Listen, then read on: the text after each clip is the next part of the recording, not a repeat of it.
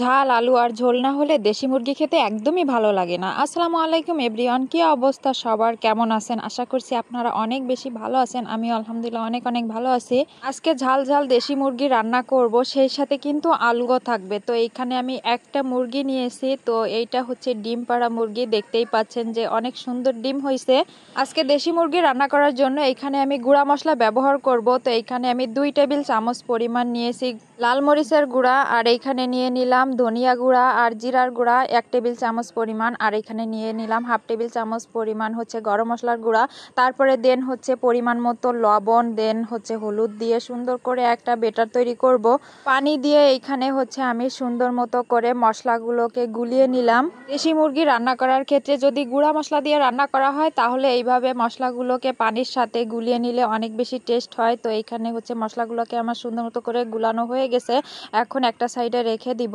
এখানে গোশটাকে মেরিনেট করার জন্য নিয়ে নিলাম আদা রসুন বাটা 1 টেবিল চামচ পরিমাণ আদা বাটা, আর হচ্ছে 1.5 টেবিল চামচ পরিমাণ রসুন বাটা নিয়ে নিয়েছি। তারপরে দেন হচ্ছে গুলানো মশলাটা দিয়ে দিলাম, আর এইখানে দিয়ে দিব 1 কাপ পরিমাণ পেঁয়াজ বেরেস্তা। তো এইটা আপনারা চাইলে স্কিপও করতে পারেন। আমার কাছে মনে হয় যেন দেশি মুরগি রান্না করার ক্ষেত্রে যদি পেঁয়াজ বেরেস্তা ব্যবহার করা হয় তাহলে কিন্তু খেতে অন্যরকম একটা টেস্ট হয় আর অনেক বেশি ভালো লাগে।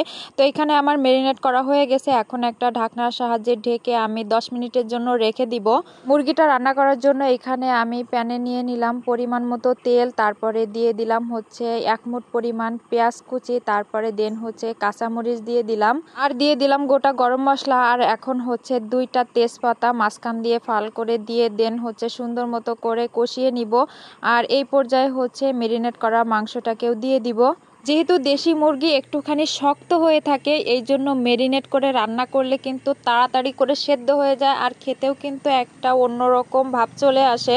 এখানে মাংসটাকে ঢেলে দিয়ে এখন হচ্ছে ঢাকনা দিয়ে সুন্দর মতো করে দমে বসিয়ে দিব 5 মিনিটের জন্য। দেন হচ্ছে 5 মিনিট পর ফিরে আসছি, আর এখন দেখতেই পাচ্ছেন যে মুরগিটার সাথে কত বেশি পানি গলেছে, আর এই পানিটা দিয়ে কিন্তু কষানো হয়ে যাবে, এক্সট্রা আর কোনো পানি অ্যাড করা লাগবে না। তো এখানে হচ্ছে সুন্দর মতো করে আমি কষিয়ে নিতেছি, তো দেখতেই পাচ্ছেন। আর দেশি মুরগি যদি অনেকক্ষণ ধরে কষানো যায় তাহলে কিন্তু খেতে অসম্ভব ভালো লাগে, আর ওর হাড্ডিগুলো কিন্তু মুচমুচা হয়ে যায়, খেতেও কিন্তু বেশ ভালো লাগে। আর এখন দিয়ে দিলাম হচ্ছে আলু।